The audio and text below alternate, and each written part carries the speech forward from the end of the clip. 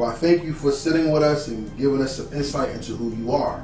Everybody up there, he don't even gotta say it. Just look over his left shoulder, the right of the screen, at asharp79 on Twitter and IG. Is there anything you want to leave the people with before we get to the rapid fire? Yeah, check out, all the classics. Tune into all the web pages, Twitter, IG, for anything new. Blame the New Guy EP coming out. A lot of music coming out. Stay tuned. Hope you all like it. A Sharp, Break City. Alright. So now let's get into the rapid fire questions. And these are not questions that are fluff. I don't like to ask people what's your favorite color and all that. I like to ask people questions to make them think. Word. So, for you, I have a couple different questions. So okay. It's going to be a little more fun, being that you create music. Here's the first one. What artist in hip-hop changed your life? When I say artist, it doesn't have to be a rapper. It could be anything in the whole hip-hop anything in the world. Artist that I would probably say changed my life. I grew up with, my father was a musician. I grew up with so much music. So, to say one artist and not another, or even from another genre, would be crazy. But in myself now, an artist that I always looked up to and always checked for and has been consistent up to this point, I would say would be like The Alchemist. He just, he's consistent, man, and he doesn't really conform to what's going on. He stays himself, and to me that's like so important, being an artist, to still be able to accumulate the accolades and still be able to be yourself and still make dope music. Okay, that's an interesting choice. Alchemist is dope. Yeah, by far. One of my favorite joints, besides the Prodigy albums, is the album he did with Havoc. Yeah. The Silent Partner, great album. I don't even remember the name of the song. I'll have to look at it later. That's one of my. That album, top to bottom, is so consistently dope. Silent Partner is amazing. All right, so to go off on Alchemist, right? Yeah. What's the perfect song? What beat's just perfect? Every time we listen to it, it just makes you just like. An Alchemist song or just anything? What's the perfect beat? Give me a perfect beat. The perfect beat? So much to choose from. Yeah, so much to choose from. Let me just go. I don't know. Mobb Deep, Murder Music, The Realist with Cool G Rap. Okay. That loop is infamous. You can play that a million times, keep going, everyone loves it. Okay. What artist, producer, or rapper made you create as soon as you heard him? I've heard rappers say, when I heard him spit, you were in. Who did it for you? Or has it ever been done? Yeah, it's definitely. I would say, artists like, because I like so many artists. So like, there's a lot of drummers that I like. Stuart Copeland, Dusty Baker, Primo, Pete Rock. You know what I mean? There's so many guys, man. So many different genres of music. As a producer, why is it important to appreciate all genres and not lock yourself into one? I think it helps you grow. I think it helps you study music and understand it a little bit more. Like if you're making music, and there's just so much out there, man. There's so much sounds from different genres too. A lot of overseas music. They use different sounds. So, for you to really pigeonhole yourself in a box and just say, oh, I just listen to hip hop, or I just listen to rock music, or I just listen to dance music, you're really hurting yourself musically. There's so much out there. It's funny that you say that, because I listen to like a whole bunch of stuff. Like, I'm a preschool teacher, so when I go to my classroom, sometimes I put music on from video games. Anime, yeah. Kids be like, I don't even understand what they're saying. I'm like, doesn't matter. You know what I'm saying? Right. At the end of the year, the kids end up singing songs. You know what I'm saying? That's from that genre. And what it is exposing yourself to life. Mm-hmm. So here's my next question. Being that life is connected to music, what's the song that sums up you? What is on your soundtrack that represents yourself? It don't gotta be one song. I mean, you got a track list. What music, beats, whatever, and incorporate you as if you were a soundtrack. Yeah. There'd be a lot of different songs. I don't even know if I can name songs. Give me five. I could probably name you artists. I don't know if I can name you songs. All right, do what you do. Maybe something from like Alice in Chains, Nas, something from Ozzy Osbourne. How he calling you right now?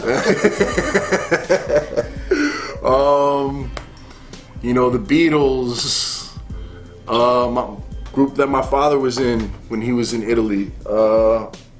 So much music, man. Gangstar, Mobb Deep, Tribe Called Quest. Think more bands, Soundgarden. Who else, man?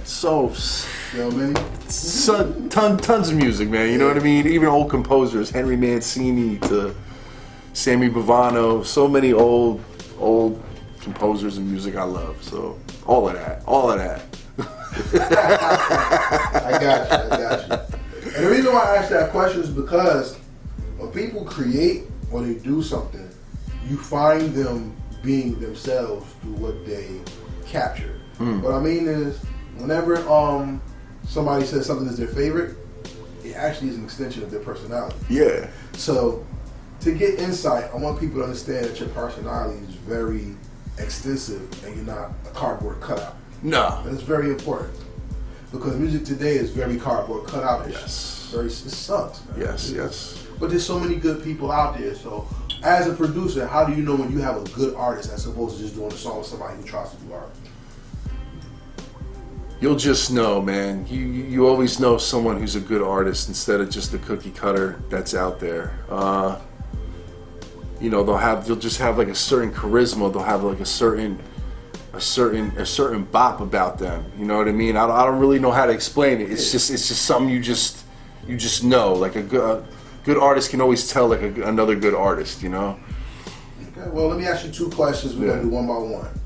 I always ask people about the remix because it's a lost art in hip hop. You either change the beat or you put new people on the beat.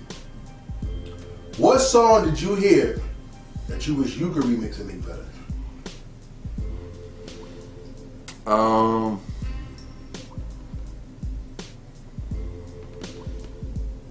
man, that's a good question.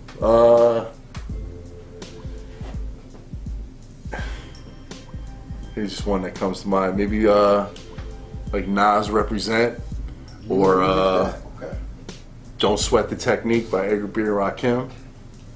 Okay.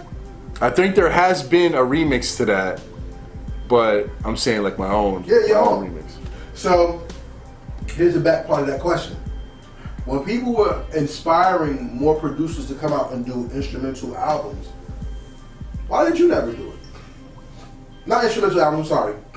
Remix album. Remix album. Like when Knife Wonder did God's Stepson. Yeah. Which is one has one of my favorite beats of all time on it. But go ahead. I like them. I told myself I would eventually get around to doing one. I don't know. I don't know why I've never done one. I would like to, like I said. What would you do? What artist? Because that goes to the next question. Right. What artist would you do? Or artists? No. You can have up to 5. Okay. Would you like to produce an album for? I'd say maybe like Rock Marciano. Okay.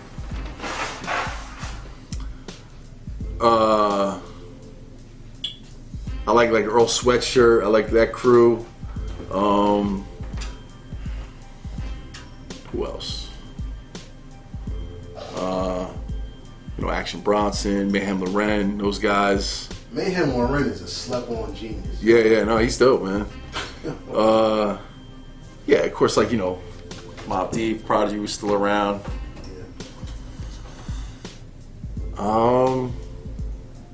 Probably get like the Beastie Boys if MCA was still around. You know what I mean? Classic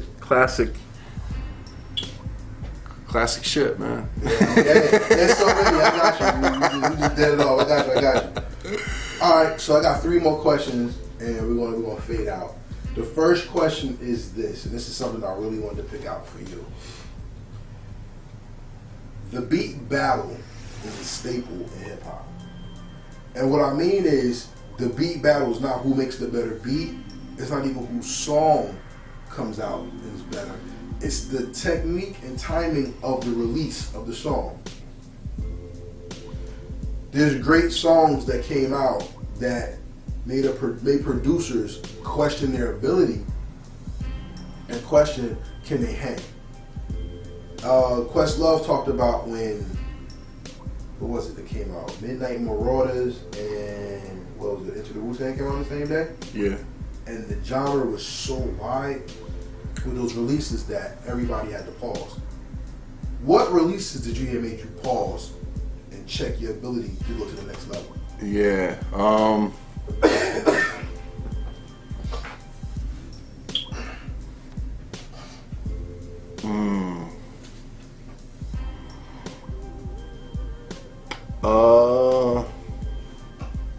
That's a good question.